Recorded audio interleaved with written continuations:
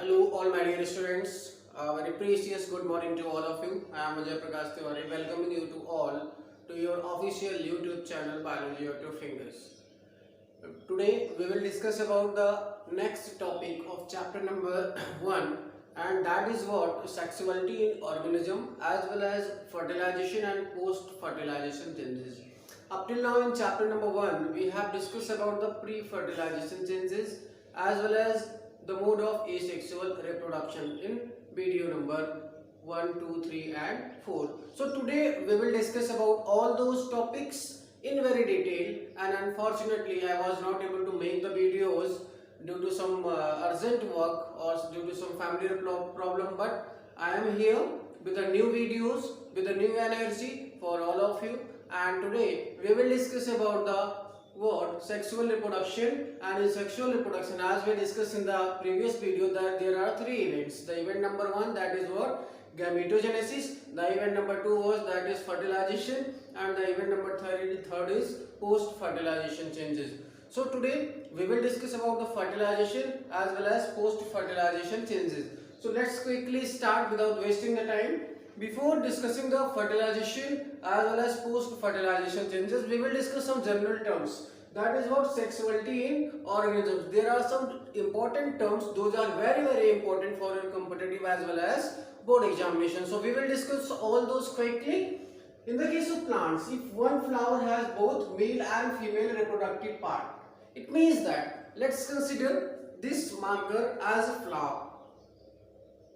Suppose this flower have both male as well as female reproductive part. तो अगर इस flower के पास मेल और फीमेल रिप्रोडक्टिव पार्ट दोनों है तो इस फ्लावर को हम कहेंगे बाइसेक्सुअल फ्लावर. ठीक है, I think you will able to understand. And the most common example of that is China rose. I have already written. In contrast to this, if one flower has only male reproductive part, if one flower has only male reproductive part और female reproductive part, अभी तक हमने बताया था ये flower था, इसके पास दोनों मेल फीमेल रिप्रोडक्टिव पार्ट थे, लेकिन अब इसको कंसीडर करिए, इसके पास या तो मेल रिप्रोडक्टिव पार्ट है या तो फीमेल रिप्रोडक्टिव पार्ट है. इस कंडीशन को हम क्या कहते हैं? यूनिसेक्सुअल फ्लावर कहते हैं. ठीक है, अब मेल रिप्रोडक्टिव पार्ट हो या फीमेल रिप्रोडक्टिव पार्ट हो, दोनों में से कोई एक होना चाहिए. ऐसी कंडीशन को हम कहेंगे यूनिसेक्सुअल फ्लावर. ध्यान दीजिएगा, मैं फ्लावर की बात कर रहा हूँ, प्लांट की बात नहीं कर रहा हूँ. We will discuss later on. So if male reproductive part is there, the flower is unisexual, and because of the male reproductive part is known as stamen, that's why that flower is simply known as staminate flower. ध्यान से एक बार फिर से term को समझिए. चूंकि male reproductive part present है किसी भी फ्लावर में, इस वजह से वो यूनिसेक्सुअल है. यूनि मीन्स सिंगल, तो मेल या फीमेल में से कोई एक है, इस वजह से यूनि मतलब सिंगल, और वहां पे मेल फीमेल दोनों थे, इस वजह से बाई मीन्स टू. ये सिंपल सा है, आप समझ सकते हो. तो अगर यहाँ पे मेल रिप्रोडक्टिव पार्ट प्रेजेंट है, तो चूंकि मेल रिप्रोडक्टिव पार्ट को हम कहते हैं stamen, that's why this flower will be known as staminate flower. And suppose female reproductive part is present there in the flower, because the female reproductive part of flower is known as pistil, that's why that flower will known as pistillate flower. So staminate flower means that having male reproductive part, and pistillate flower means that having female reproductive part. And if only one reproductive part, male or female, is there, then that condition is known as unisexual condition. It's okay, I think. Now we will discuss about the plants. Plants में बेटा थोड़ा different terms होता है, but simply हम आपको बताते हैं.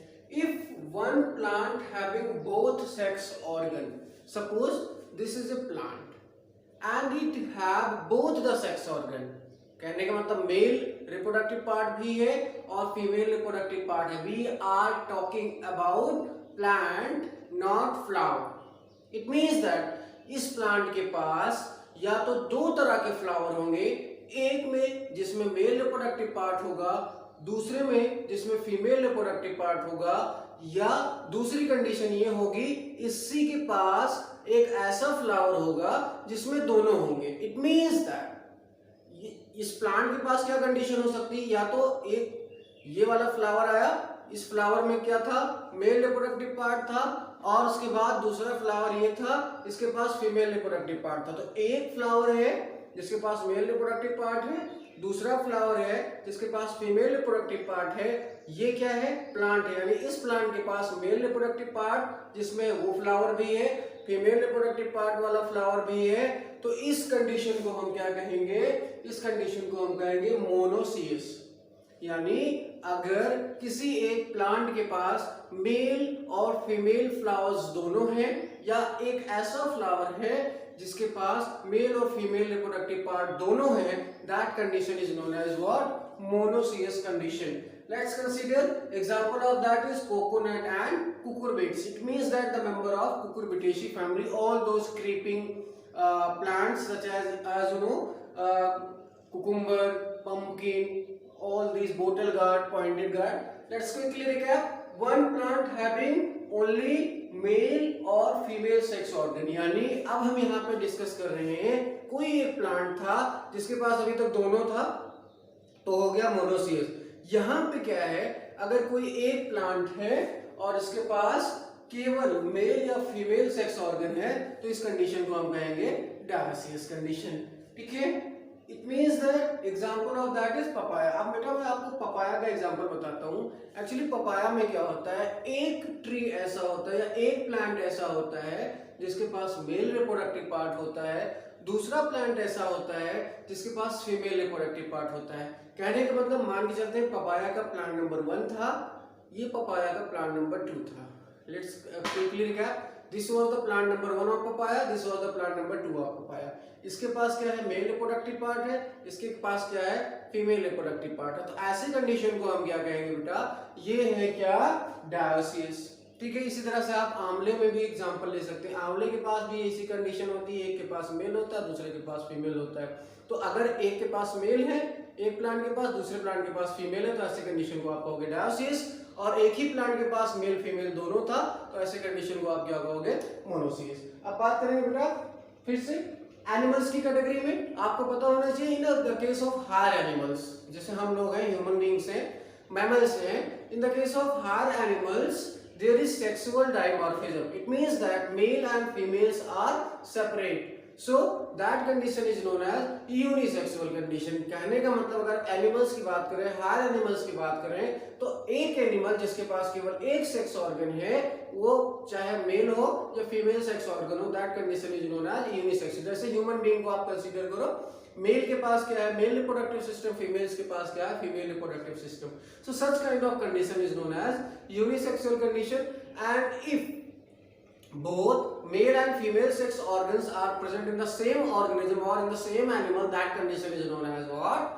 That condition is known as hermaphrodite. So I have written, if the sex organs are present in the same organism, if the sex organs are present in the same organisms, we can say that if the both sex organ, male and female, are present in the same organism, that condition is known as hermaphrodite condition. And hermaphrodite animal का example कौन है बेटा, earthworm है. And if the sex organs are present in different organism, that condition is known as unisexual. Simply हमने आपको बताया कहां, human being के केस में. So this was all about the general terms in the sexuality of the organism, जो कि आपके competitive exams के लिए, बोर्ड एग्जाम्स के लिए बहुत ही इंपॉर्टेंट रहने वाले हैं. ठीक है, now we will discuss some other interesting examples, and as we know we have made the gametes. तो अब हम गैमेट का ट्रांसफर कराएंगे. Dear students, as we discussed that in the sexual reproduction there are 3 events. We will just quickly recap. तो अगर बात करो sexual reproduction की, तो यहाँ पे 3 इवेंट्स थे. The first was gametogenesis, the second was fertilization, and the third was post fertilization.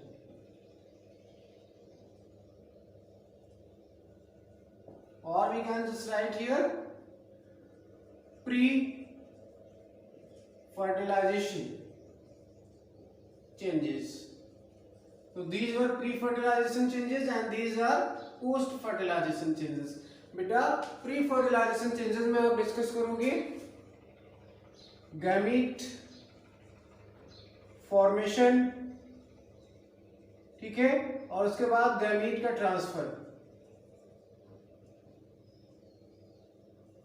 ये सारी चीजें मैं आपको वीडियो नंबर 1 में बता चुका हूं। In pre fertilization changes we will discuss about the formation of gamete as well as transfer of gamete. In fertilization there will be fusion of male and female gamete. In post fertilization changes there will be development of zygote and that will be known as embryogenesis.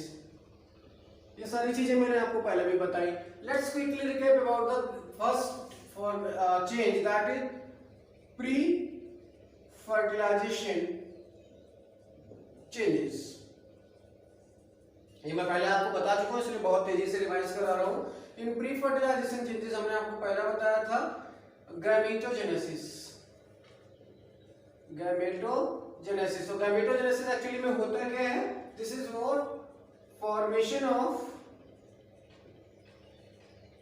Mail and female gamete. यानी gametogenesis में क्या होता है? Mail और female gamete का formation होता है। कैसे? फटाफट डिस्कस करते हैं। In the case of humans, there was two terms. The first spermatogenesis. This was the formation of sperm, और ये कहाँ हो रहा था? मेल में हो रहा था. The second was oogenesis. Oogenesis was the formation of ovum. ये कहाँ हो रहा था?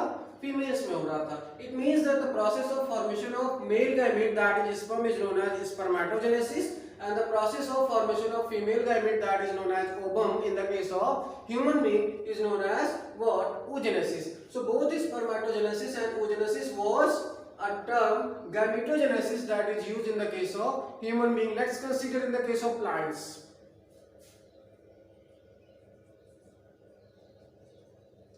And we can say that in the case of higher plants. Higher plants में बेटा क्या होता है?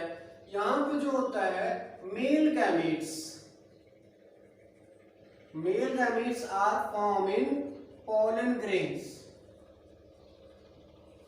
यानी जो हायर प्लांट्स होते हैं, जैसे एंजियोस्पर्म की अगर आप बात करें, उसमें जो मेल गैमेट होते हैं कहाँ होते हैं? पॉलन ग्रेन्स में होते हैं, and they are form by the process of microsporogenesis. यानी male gametes are present in the pollen grains formed by the process of microsporogenesis. Why this is microsporogenesis? Because here microspores will be formed, and any one of the functional microspore will forms male gametophyte. यानी फिर ये microsporogenesis से क्या बनेगा? Microspore बनेंगे, और microspore से क्या बनेगा? मेल गैमेटोफाइट बनेगा। ठीक है, male gametophyte. Okay, so this was all about the male, and if we consider the female gamete, that is what? Egg, and egg is present in the ovule, and this is formed by the process of megasporogenesis. यानी female gametes क्या है? Egg है। Egg कहाँ है? Ovule में है। कैसे बनेंगे? Bye the process of megasporogenesis. Megasporogenesis से बेटा क्या बनेगा? मेगास्पोर बनेगा, और मेगास्पोर से फिर क्या बनेगा? फीमेल गैमेटोफाइट बनेगा, और इसी फीमेल गैमेटोफाइट में क्या होगा? एग प्रेजेंट होगा। यहाँ पे मेल गैमेटोफाइट बने, मेल गैमेटोफाइट में क्या था? मेल गैमेट रहेगा। और ये था टोटल किसका प्रोसेस ऑफ गैमेटोजेनेसिस, जो कि मैं आपको प्रीवियस वीडियो में बता चुका हूँ। अभी तक हमने क्या किया? गैमेट्स को बना लिया है। अब उन गैमेट्स को हमको ट्रांसफर करना है, तो हम अगला स्टेप पढ़ने वाले हैं, transfer of gametes. There will be transfer of gametes. So before studying the topic transfer of gamete, अब हम आपको ये बताएंगे कि एक्चुअली कौन सा सेल डिवीजन होता है जब गैमेट का फॉर्मेशन होता है। So cell division during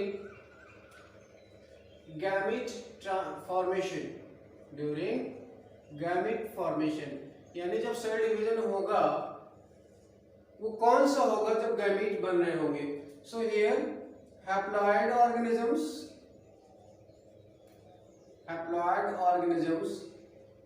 produced gamete by mitosis, यानी जिनकी बॉडी हैप्लॉइड होती है हैविंग n और n नंबर ऑफ क्रोमोसोम, उनमें क्या होता है कि माइटोसिस सेल डिवीजन होता है. Here diploid organisms, it means that 2n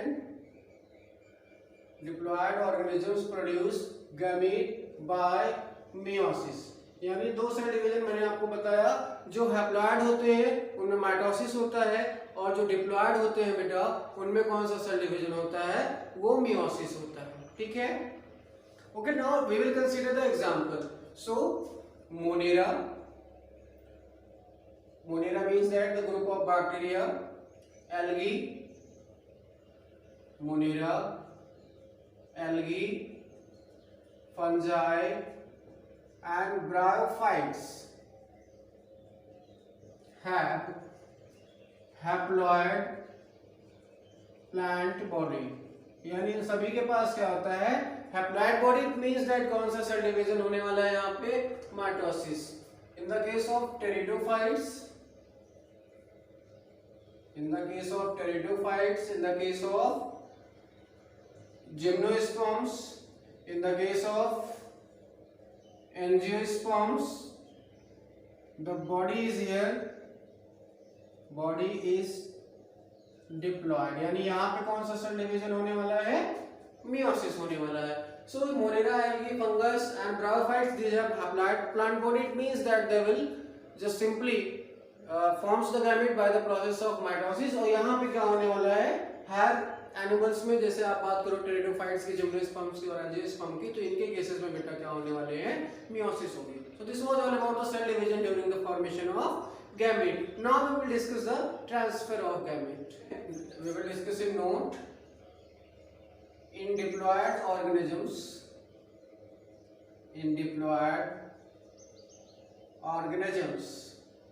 special cell, that is myocyte, that is what? Myocyte.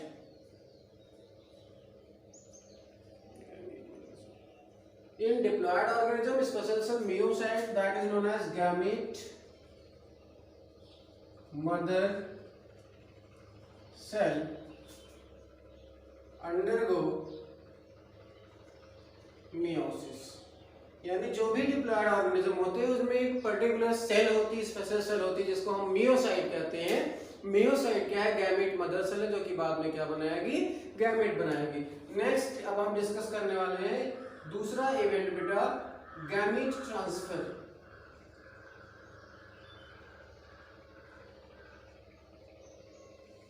Okay, so the gamete transfer, first of all we will discuss in plants. So in lower plants such as algae and bryophytes, these need an external medium for transport of the gamete. यानी जो lower plants होते हैं इनको एक external medium यानी water की जरूरत पड़ती है गैमेट के ट्रांसफर के लिए. तो वी विल डिस्कस हियर 3 और 4 points one by one. Say in lower plants such as algae, bryophytes as well as pteridophytes, water is a medium for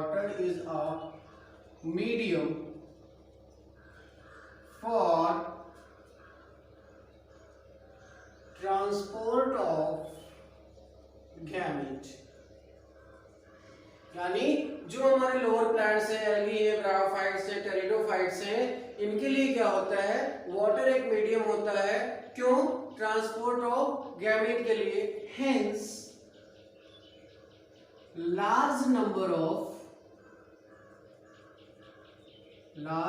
of male gametes are produced. होता क्या बेटा कि जब male gamete क्या करता है, water में स्विम करता हुआ जाता है तो उसमें से ज्यादातर मेल गैमीट वेस्ट हो जाते हैं।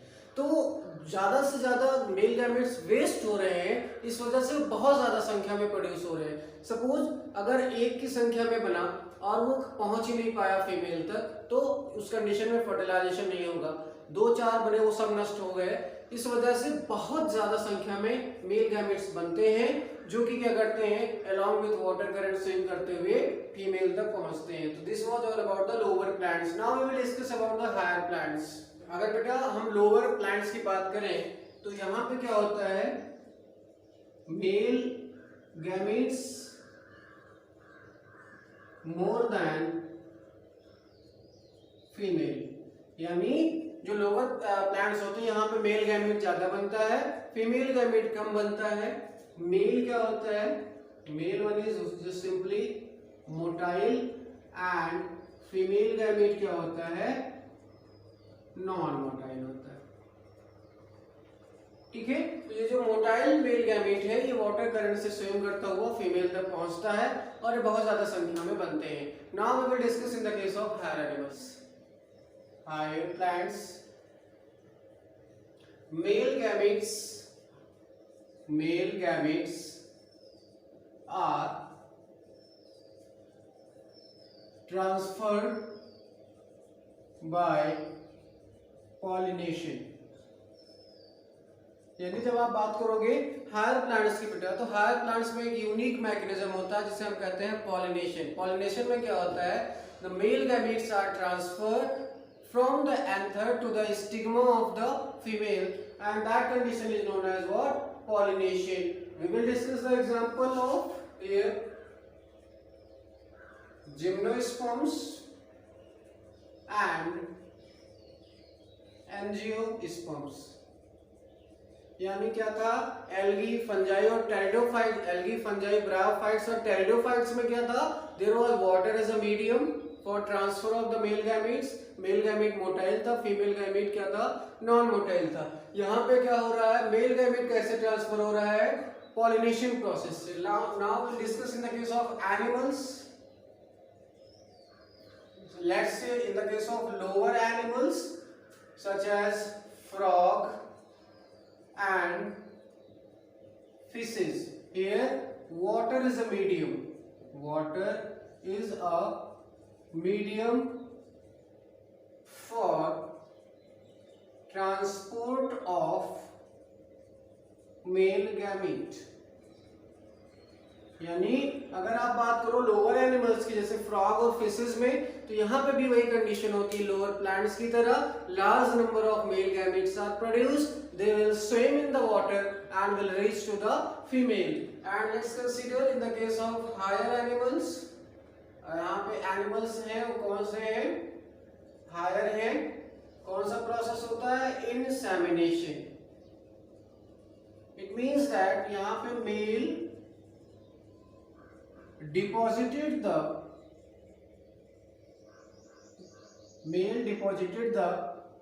gamete in female directly। ठीक है, यहाँ पे हायर एनिमल्स की अगर आप बात करें तो यहाँ पे मेल क्या करता है, डिपॉजिट करता है मेल गैमेट को फीमेल्स की बॉडी में directly by the process of copulation. यानी जब कपुलेशन या क्वाइटस होता है उस समय जो मेल गैमेट है वो फीमेल्स की बॉडी में ट्रांसफर हो जाता है, और गैमेट जब ट्रांसफर होता है उसे हम कहते हैं insemination. So this was all about the second point, transfer of gamete. तक हमने क्या किया, मेल और फीमेल गैमेट को बनाया और गैमेट को ट्रांसफर करा लिया है। अब हम नेक्स्ट टॉपिक पढ़ने वाले हैं फ्यूजन। तो अब आपका नेक्स्ट है फर्टिलाइजेशन, यानी this is the event number B.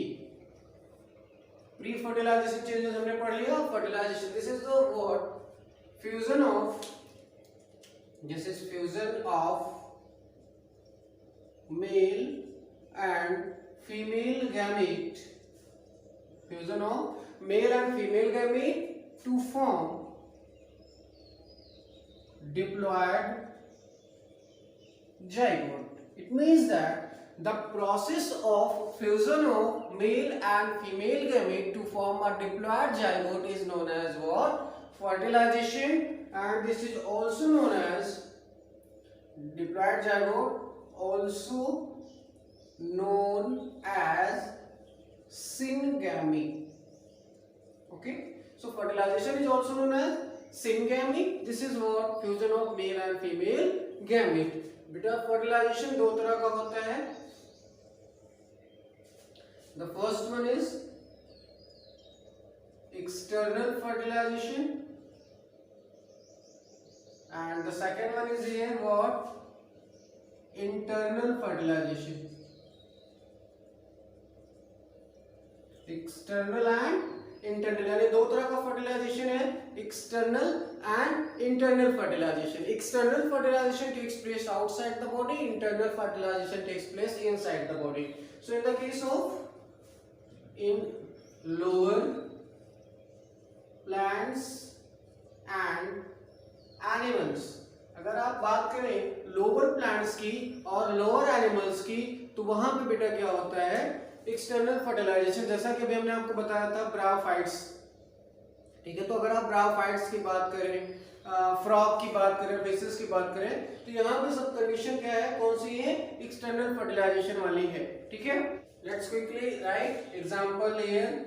Frog, fish, and we can write bryophytes, or we can simply write lower plants. It's okay. And here fertilization takes place outside the body, and here fertilization will take place inside the body. अगर आप बात करो animals की, तो reptile, birds,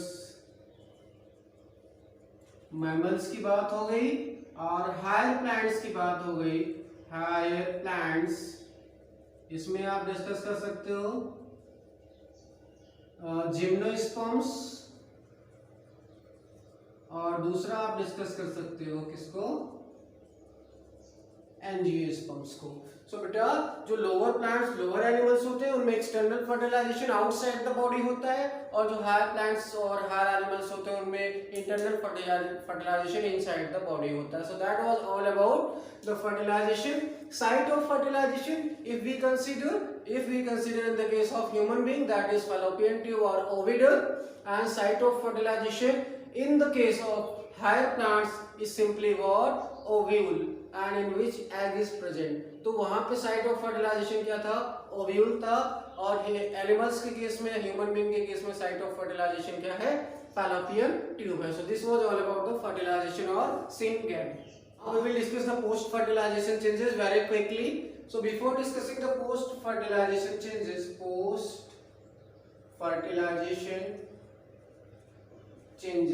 here we will discuss changes after formation of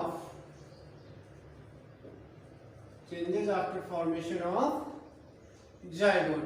यानी कौन कौन से ऐसे चेंजेस हैं जो जायगोट के फॉर्मेशन के बाद हो रहे हैं. All those are known as post fertilization changes. Discussing the post fertilization changes, let's quickly discuss about the zygote. Actually zygote is a link between sexually reproducing organisms.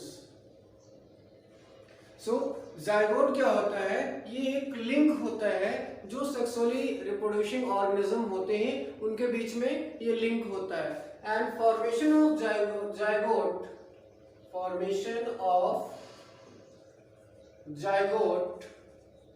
is universal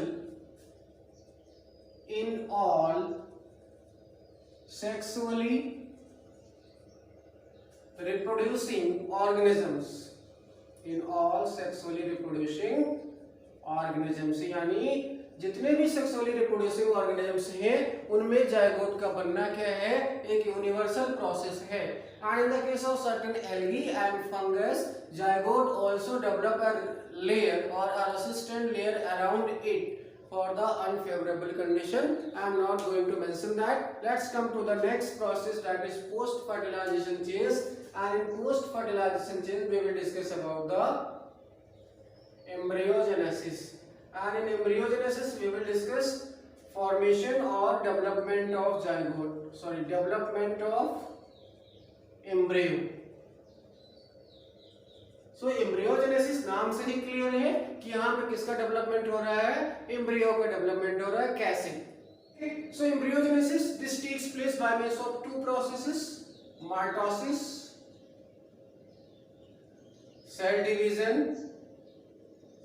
and cell differentiation.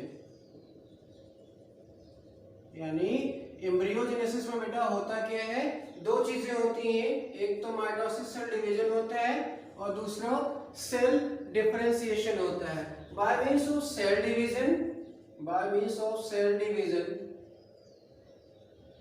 increase the number of cells.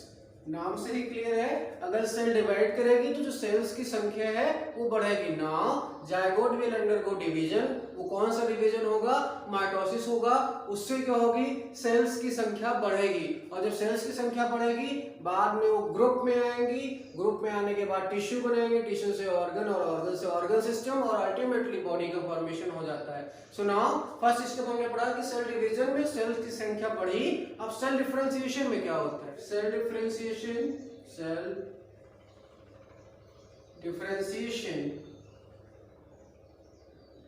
help the group of cell to undergo certain modification.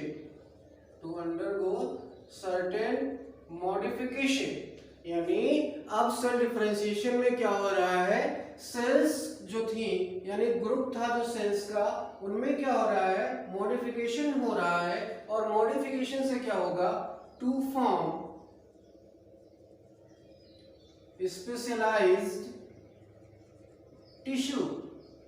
यानी अब cell differentiation में sales क्या करेंगी, group में आएंगी और special tissue बनाएंगी, और वो टिश्यू फिर आगे चल के क्या करेगा, नया प्लांट या एनिमल बनाने का काम करेगा.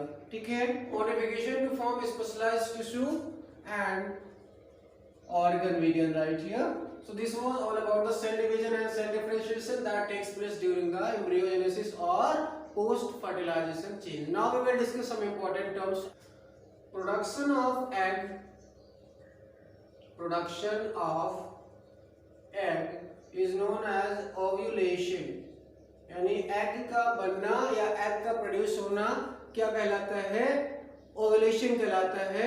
दो तरह के एनिमल्स होते हैं, एक जो एग को ले करते हैं ओविपेरस, जो दूसरे जो क्या करते हैं, यंग बॉयज को क्या करते हैं, जन्म देते हैं, उनको हम कहते हैं क्या, viviparous. Organisms reproduce by egg laying, organisms reproduced by egg laying, just what, oviparous. Example में आप फ्रॉग को ले सकते हैं. Next, organisms that give birth to their childs are known as what, viviparous. यानी ऐसे ऑर्गेनिज्म जो एग को ले करते हैं ओविपेरस, ऐसे ऑर्गेनिज्म जो क्या करते हैं, बर्थ देते हैं चाइल्ड को, वो क्या है, viviparous. Another important, in birds and reptiles, cleidoic egg is formed. Cleidoic egg, it means that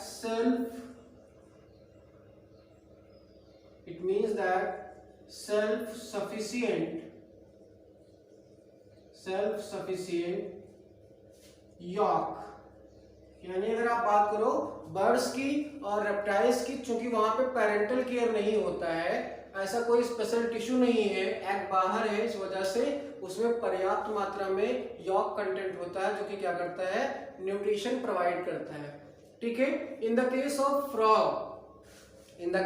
frog there is not sufficient amount of yolk content, hence it undergo a larval stage. So ऐसे animal जिनके पास क्या होता है, self sufficient York content नहीं होता है, उनमें larval stage होती है। ठीक है, ऐसे एनिमल जिनके पास कोई स्पेशल टिश्यू नहीं है न्यूट्रिशन प्रोवाइड करने के लिए, एग बॉडी के बाहर है और उसके पास यॉक कंटेंट पर्याप्त नहीं है, तो वहां पे लार्वल स्टेज होती है। जैसे आप फ्रॉग में टैडपोल लार्वा होता है। ठीक है, और ऐसे एनिमल्स जिनके पास स्पेशल टिश्यू होता है नरिशमेंट के लिए, एम्ब्रियो के बॉडी के अंदर डेवलप हो रहा होता है, जैसे आप ह्यूमन बीइंग की बात करें तो वहां पे बहुत ही कम या ना के बराबर यॉक कंटेंट होता है। तो यॉक कंटेंट सबसे ज्यादा बर्ड्स और रेप्टाइल्स में है, उसके बाद उससे कम कहाँ है, फ्रॉग्स में होता है, सबसे कम कहाँ होता है, हम लोगों में होता है। Some modifications in the case of higher plants,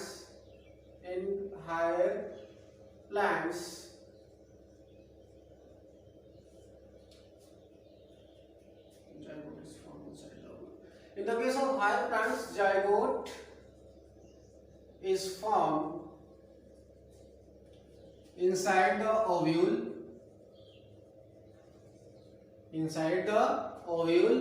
and sepals, petals and stamens, ये सभी बेटा सिपल, पिटल और स्टामन किसके पार्ट है, फ्लावर के पार्ट्स हैं, आर फॉल ऑफ। यानी जब जाइगोट बनता है तो जो सिपल होता है, पिटल होता है और स्टैमेन होता है, ये गिर जाता है, बचता क्या है, केवल फीमेल रिप्रोडक्टिव पार्ट, और उसमें ओव्यूल के अंदर सारी चीजें होती हैं। यहाँ पे एक इम्पॉर्टेंट चीज हम आपको बताएंगे, that is very very important आपके कॉम्पिटिटिव एग्जामिनेशन के लिए। इन ब्रिंजल, अगर आप बात करो ब्रिंजल की, brinjal, guava, tomato, strawberry remain attach, ये एक्सेप्शन है। जनरली सिपल्स, पिटल्स और स्टामेंस गिर जाते हैं, लेकिन अगर आप बात करोगे इनकी, किसकी, ब्रिंजल की, टोमेटो की, स्ट्रॉबेरी की, गुआवा की, तो यहाँ पे वो अटैच रहते हैं। It means that these are the exceptional things. Ovary develops into fruit, यानी जो ओवरी होती है ये किसमें डेवलप हो जाती है, फ्रूट में, और ओव्यूल आपको तो पता ही है किसमें हो जाता है, सीड में। ओके, और इंटेगुमेंट जो होता है बेटा, इंटेगुमेंट, इससे क्या बनता है, सीड कोट बनता है। यानी जो आपका ओव्यूल था उसका जो आउटर मोस्ट पोर्शन था वो सीड का आउटर मोस्ट पोर्शन बना लेता है। ओवरी कुछ इस तरह से, जैसे देखिए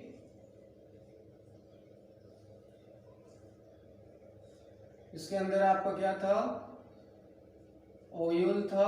ठीक है, इसके अंदर आपके एग थे। This was ovary, this was stigma, और ये क्या था, स्टाइल था। तो ये जो ओवरी है ये किसमें कन्वर्ट हो रही है, फ्रूट में। इसके अंदर जो ये क्या था, ओव्यूल था, ये किसमें कन्वर्ट हो रहा है, सीड में। और इसकी जो आउटर कवरिंग यहाँ पे दिख रहे थे, this outer covering will convert into seed coat. ठीक है, we will discuss in the chapter number 2 all these in very detail when we will discuss the structure of ovule. So this was all about your chapter number 1. Now you have to do your exercise, and if you want the PDF notes, so PDF notes for PDF notes you can message, आप क्या करेंगे, message कर सकते हैं 7800235860. This is the WhatsApp number, and on this WhatsApp number, इस WhatsApp number पे आप क्या कर सकते हैं, मैसेज करेंगे, और यहाँ से आपको PDF नोट्स चैप्टर का along with the solution of the exercise will be provided. ठीक है, so for notes and solutions you can just message there. I will provide all those notes and PDFs on WhatsApp number, on your WhatsApp, and as well as I can also provide on your Gmail, or we can say that email IDs. So this was all about for chapter number 1. If you have any doubt, any queries, you can leave in the comment box also. So like the video, subscribe the channel and share with your friends. So that was all about for today. Thank you for joining us. Have a nice day. Keep smiling. Jai Hind.